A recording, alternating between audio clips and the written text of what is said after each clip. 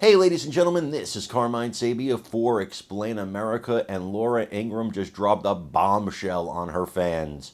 Before we get started, please make sure you like, comment, share, and subscribe. Those little things really help us out, and they help our channel continue to grow.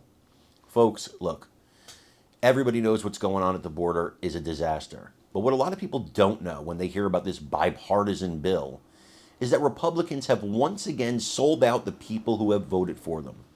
See, in this bill, there's contingencies to give every illegal alien who's been released into the country a permit to work. Whose jobs you think they're going to take? Whose job? I don't think they're going to take mine. They're going to be sitting here telling you the news, right? Whose jobs are they going to take? I'm not going to take doctors and lawyers and the people who donate to the political class. They're going to take the working man's jobs. That's whose jobs they're going to take. And while this is going on, the deal also calls for 5,000 immigrants a day to be let into the United States. A day. Every single day. It also provides a path to amnesty for a lot of these illegal immigrants. This is not a border deal. Oh, and you might get some security somewhere. Yeah, maybe. There's not even an enforcement mechanism for it. I want you to listen to Laura Ingraham break down the truth here, and then I want you to give me your comments on it, and please share this video. As I always say, like, comment, share, and subscribe, but this one is really important for people to hear the truth because the media is lying to them. I'm Carmine Sabia for Explain America. We love you guys. God bless you. Take care, everybody. Good evening, everyone. I'm Laura Ingraham. This is Ingraham Angle from Washington tonight. The Flim Flam Gang. That's the focus of tonight's angle. All right, the talking point du jour for globalists is that conservatives skeptical about the McConnell-Schumer border deal don't really want to solve the crisis. They're just bowing down to Donald Trump, who opposes it. It's not surprising, I guess, but it's deeply cynical. People are dying. There are a lot of people's lives are hanging in the balance here. I think it's a fundamental problem with Trumpism, right? Trumpism is about nihilism. It's the burn it down caucus, right? They don't want to legislate because legislation is solving problems, right? They don't want the government to work. Similar flimsy thinking coming from that conservative stalwart Mitt Romney and other Trump-loathing pro-amnesty Republicans, like Tom Tillis. It is immoral for me to think you look the other way because you think this is the linchpin for President Trump to win. I do not want to be a part of history that fails democracy. Senator, this actually is democracy. What's not respecting democracy is what's happening now. Hiding bills hundreds of pages long until the last possible minute, then forcing a vote before anyone's had the chance to really dissect it. So I find that kind of offensive, given that they're still sitting on the text. We ask, why can't we see it? And they say, well, it's in a lot of different places. It's not all in one document. That's fine. Most of us on this stage are accustomed to looking at a whole bunch of different pieces of documents. We can do that. No, still won't let us have it. Oh, okay. It must be really bad. Now, shills for the cheap labor lobby are a dime a dozen on Capitol Hill. We've talked about this for years.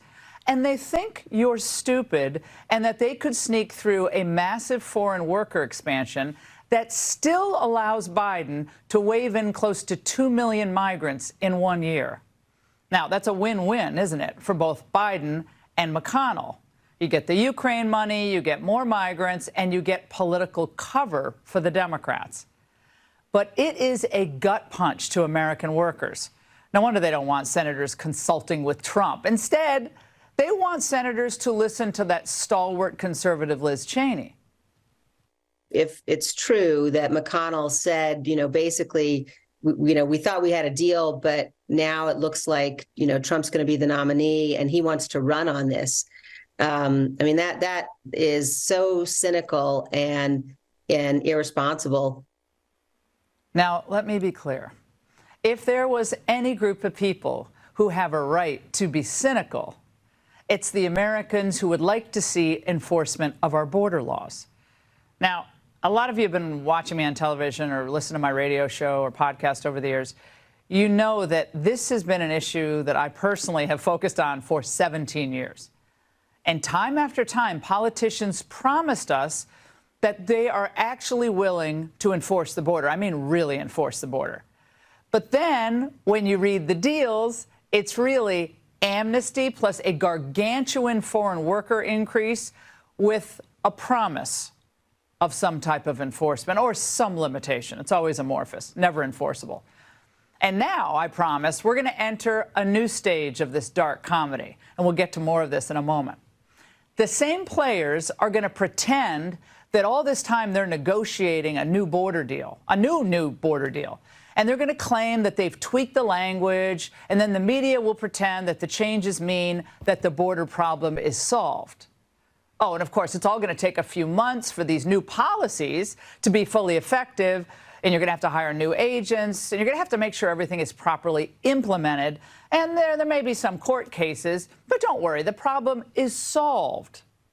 And then, when it's 2025, and heaven forbid if Biden has been reelected, and the immigrants are still pouring in with even greater numbers, the Democrats and their lackeys in the GOP establishment will laugh all the way to the bank. So yeah, we have every right to be cynical. Look at what's happened in the country in the last 3 years. But we actually aren't the true cynics here. The true cynics are those who put the short-term interests of their donors over the long-term interests of the American people. The true cynics are those who go on television and lie about the enforcement plans. It's going to work this time, when they know very well none of those plans will be implemented by this crowd. We're not cynical. We're actually pragmatic, and we're energized. And we are going to do everything we can to prevent you from further damaging America. And you know who you are. And that's the angle.